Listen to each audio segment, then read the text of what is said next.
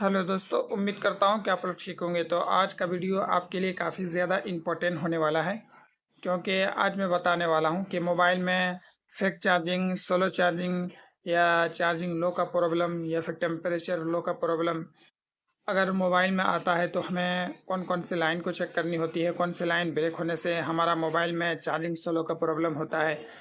मैं इस मीटिंग के ज़रिए भी मैं आपको दिखाने वाला हूँ और प्रैक्टिकली मैं इस मोबाइल में बताने वाला हूँ कि हमारा जो मोबाइल में फेक चार्जिंग, सोलर चार्जिंग का प्रॉब्लम देखने को मिलता है।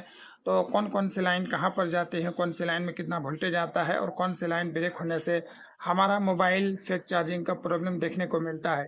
तो इन सारी चीज़ों के बारे में बताने वाला हूँ। तो वीडियो शुरू करने से पहले मेरी आपसे एक रिक्वेस्ट है कि अगर आपने मेरे चैनल को सब्सक्राइब नहीं किया तो चैनल को सब्सक्राइब करके नोटिफिकेशन को ऑन कर लीजिए, आपकी बड़ी मेहरबानी होगी।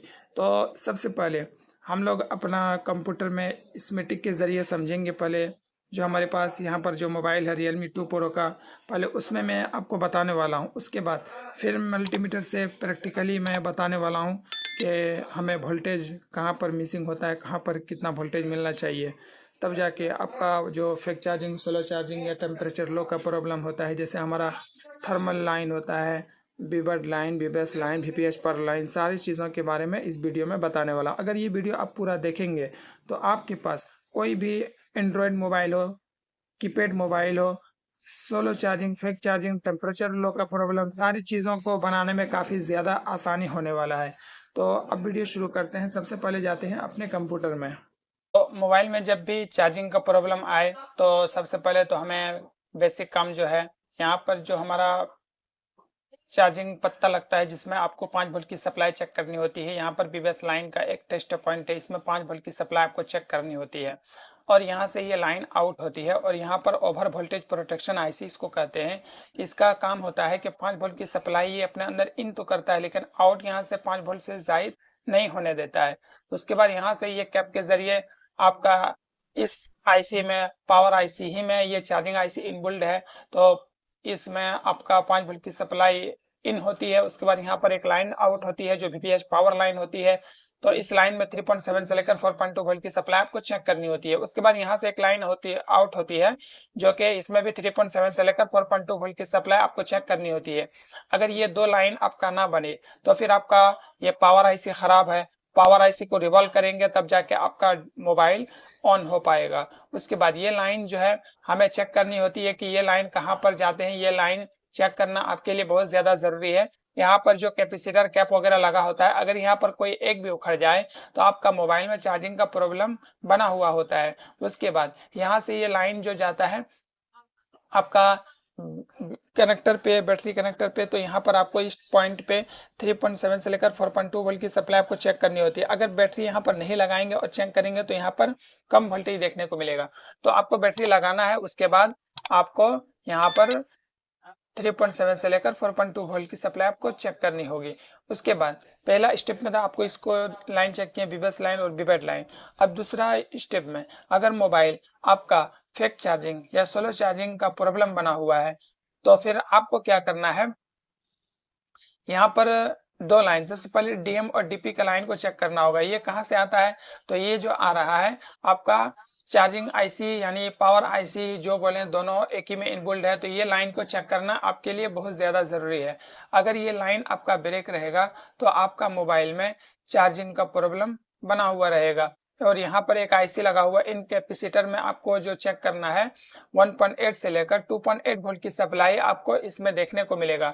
तो इस लाइन में आपको चेक करना बहुत ज़्यादा ज़रूरी है। अगर ये लाइन आपका ब्रेक हो जाएगा तो आपका मोबाइल चार्जिंग का समस्या बना हुआ रहेगा। तो इसको चेक किए। उसके बाद तीसरा स्टेप में आपका मोबाइल अगर जैसे फेक चार्जिंग यानी सिर्फ मोबाइल में आपका बैट चार्जिंग तो दिखा रहा है पर चार्जिंग होता नहीं है, तो आपको थर्मल लाइन चेक करना बहुत ज़्यादा ज़रूरी है। थर्मल लाइन जैसे हमारा आईडी का लाइन हो गया और यहाँ पर थर्मल का लाइन, ये लाइन आपको चेक करना, बैटरी थर्मल देखिए। यहाँ पर एक लाइन आता है जो आपका पावर आईसी से आउट होती है, जो कि आपको 1.8 वोल्ट की सप्लाई देखने को मिलेगा। इसमें आपका यहाँ पर जो रजिस्टर लगा हुआ है, अगर यहाँ से उखड़ भी जाए तो आपका मोबाइल में सोलर चार्जिंग यानी बैटरी का जो थर्मल लाइन होता है वो लाइन ब्रेक हो जाएगा, तो आपका मोबाइल में चार्जिंग नहीं हो पाएगा। मैं इसका भी प्रैक्टिकली वीडियो में भी आपको बताने वाला हूँ कि आपको कौन कौन से लाइन कितना में चेक करनी होती है। उसके बाद एक और लाइन है जो कि आपका अगर फेक चार्जिंग सोलर चार्जिंग, जैसे वो तो थर्मल का लाइन फेक चार्जिंग का प्रॉब्लम ज़्यादातर होता है, और आईडी का लाइन जब आपका प्रॉब्लम होगा, जैसे यहाँ पर एक आईडी का लाइन है जो आपका आउट करता है और ये लाइन जाता है आपका, यहाँ पर जो रजिस्टर बहुत सारे लगे हुए हैं, अगर यहाँ पर एक भी रजिस्टर अगर आपका ख़राब हो जाए तो आपका मोबाइल में चार्जिंग का प्रॉब्लम बना हुआ रहेगा।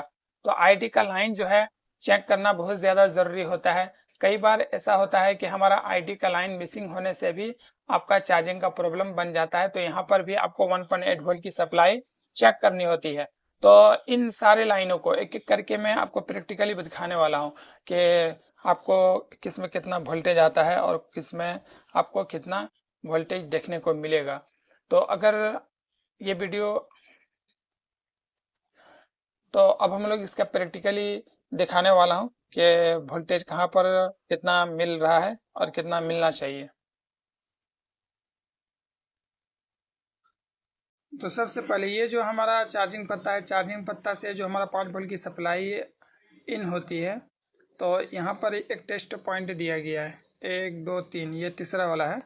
तो इसमें आपको लगभग 5 वोल्ट की सप्लाई मिलना चाहिए। जैसे यहाँ पर 4.8 वोल्ट की सप्लाई मिल रही है तो ये ओके है। यहाँ पर अगर मिल जाए तो आपका जो सब बोर्ड है, सब बोर्ड आपका बिल्कुल ओके है, कनेक्टर वगैरह टोटल बिल्कुल ओके है। उसके बाद यहाँ से ये लाइन आउट होती है और यहाँ पर जो कैपेसिटर लगा होता है, इस आईसी के ज़रिए आपका यहाँ पर ये जो लगा हुआ है, मैं थोड़ा और करीब से अच्छे से दिखाना चाहता हूँ। यहाँ पर एक ओवर वोल्टेज प्रोटेक्शन आईसी इसको बोलते हैं, ये लगा हुआ है। तो इस ओवर वोल्टेज प्रोटेक्शन आईसी अगर आपका ख़राब हो जाए तो आपका मोबाइल जो है ये चार्जिंग का प्रॉब्लम बना हुआ रहेगा। और इसको जम्फर भी कर सकते हैं, अगर आप कमेंट करके बताएंगे तो ओवीपी आईसी जो होता है इसको जम्फर किस तरह किया जाता है मैं इसका वीडियो ज़रूर लाऊंगा। उसके बाद ये लाइन यहाँ से होते हुए आपका, ये हमारा पावर आईसी में चार्जिंग आईसी इनबिल्ड है, तो इसमें आकर के इन होता है। तो इस कैपेसिटर पे आपको 4.8 वोल्ट या 5 वोल्ट की सप्लाई आपको मिलेगी। जितना आपका यहाँ पर टेस्ट पॉइंट पे मिल रहा था यहाँ पर उतना भी मिलेगा। उसके बाद यहाँ पर इन होता है। उसके बाद चार्जिंग आईसी एक लाइन आउट करती है, जैसे इसमें आपको 3.7 से लेकर 4.2 वोल्ट की सप्लाई मिलना चाहिए। 3.7 से लेकर 4.2 वोल्ट की सप्लाई चेक करनी होती है, जैसे जो कि वीपीएच पावर लाइन होता है। उसके बाद यहाँ पर एक कैप नज़र आएंगे, इसमें आपको बीबेड लाइन मिलता है जिसमें 3.7 से लेकर 4.2 वोल्ट की सप्लाई आपको मिलेगी। अगर यहाँ पर वीपीएच पावर लाइन और बीबेड लाइन दोनों भी ना मिले तो फिर आपका चार्जिंग आईसी ख़राब है, जैसे मैंने आपको इस मीटिंग में बताया। उसके बाद ये लाइन जो है, उसके बाद हर जगह से होते हुए आपका यहाँ पर 2 टेस्ट पॉइंट है। यहाँ पर 3.7 से लेकर 4.2 वोल्ट की सप्लाई मिलना चाहिए। अगर यहाँ पर जैसे मिल गया तो आपका ये जो चार्जिंग आईसी है बिल्कुल ओके। चार्जिंग आईसी को बिल्कुल भी हाथ नहीं लगाना है। अब अगर आपके मोबाइल में फेक चार्जिंग या स्लो चार्जिंग का प्रॉब्लम बना हुआ है तो फिर आपको इधर से टेस्ट पॉइंट 1 2 लाइन में आपको जो वोल्टेज देखने को मिलेगा 1.8 वोल्ट देखने को मिलेगा। 1.2 वोल्ट यहाँ पर मिल रहा है, मतलब ओके है। उसके बाद इसके बगल में एक आईडी का लाइन है। आईडी का लाइन आपको 1.1 वोल्ट 1.2 वोल्ट या 1.8 वोल्ट की सप्लाई, यानी 1.8 से लेकर यानी 1.1 से लेकर 1.8 वोल्ट तक आपको देखने को मिलेगा, जो कि यहाँ पर आपको मिल रहा है। तो इसी तरह जैसे ये लाइन मैंने आपको बताया कि आईडी का लाइन और थर्मल का लाइन जो होता है, यहाँ पर जो 2 पॉइंट है, इस पॉइंट में आपको देखने को मिल गया। अगर ये फेक चार्जिंग या सोलो चार्जिंग का प्रॉब्लम होता 100% आपका यही 2 पॉइंट में ख़राबी होगा, जिसकी वजह से आपका मोबाइल में फेक चार्जिंग स्लो चार्जिंग का प्रॉब्लम बना हुआ रहता है। उसके बाद और 2 लाइन आपको चेक करना होता है, जो कि डीएम और डीपी का लाइन होता है। उसका यहाँ पर तो पॉइंट कुछ दिया गया नहीं है, लेकिन आपको मैं थोड़ा सा ये बता देता हूँ कि आप यहाँ पर पीछे के हिस्से में है, तो उसको आप अपने हिसाब से इस मीटिंग जो मैंने दिखाया उसको देख करके और समझ लीजिएगा। तो उम्मीद करता हूँ कि वीडियो आपको अच्छा लगा हो तो चैनल को सब्सक्राइब करे बगैर स्किप ना कीजिएगा, आपकी बड़ी मेहरबानी होगी।